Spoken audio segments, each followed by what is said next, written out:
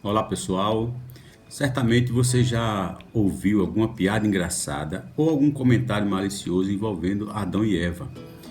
O que talvez você não tenha escutado é uma análise daquele relato lá da desobediência de Adão e Eva, o quanto ele é atual e quanto ele fala de cada um de nós ainda hoje, porque quem escreveu aquilo lá conhecia e conhece de homem e de mulher e de comportamentos e atitudes.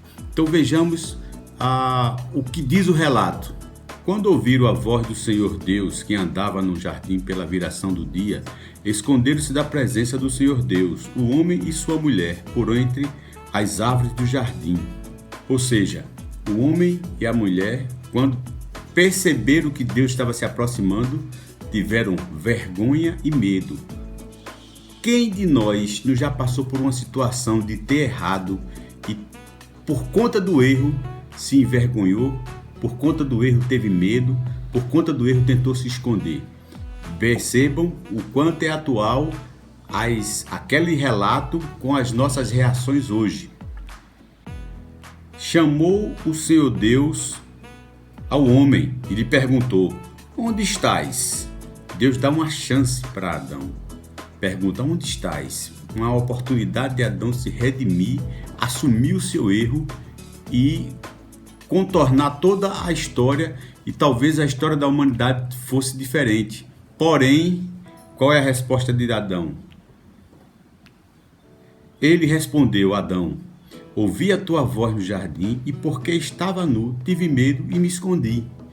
Ele começa a assumir a metade do erro.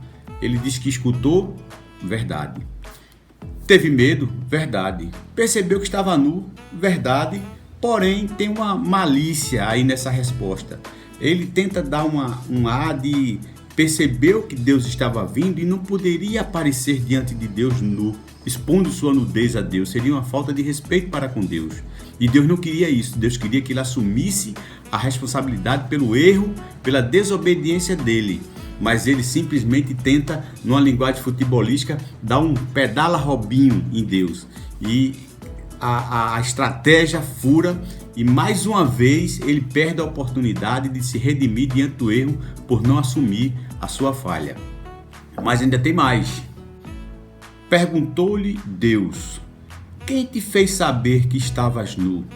Comeste da árvore que te ordenei que não comestes?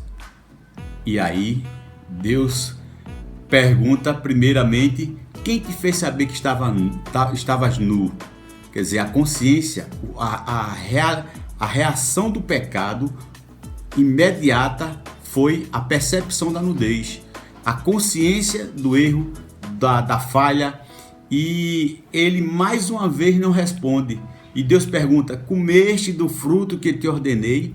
Deus confronta Adão numa linguagem também esportiva. É como se Deus botasse ele numa sinuca de bico ou no checkmate. E aí vem a pior das reações e a pior das atitudes, e que isso é muito presente hoje no nosso dia a dia, seja no seu ambiente, no nosso ambiente de trabalho, no nosso ambiente familiar, nas relações de amigos, as nossas relações interpessoais de uma forma geral.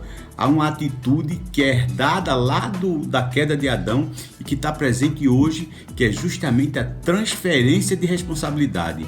Quando Deus pergunta: comeste do fruto que te ordenei, não comestes? Ele dá uma sacada de lado, e quem está do lado dele? Eva. E aí ele não hesitou, não pensou duas vezes: Senhor, a mulher que tu me deste comeu do fruto e me deu e eu comi.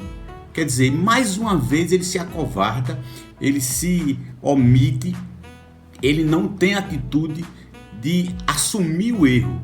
Simplesmente ele transfere para Eva e, por tabela, responsabiliza ou culpa o próprio Deus por ter dado uma mulher a ele que o fez desobedecer. Ou seja, se você me deu Eva, por que você não me deu Iva ao invés de Eva?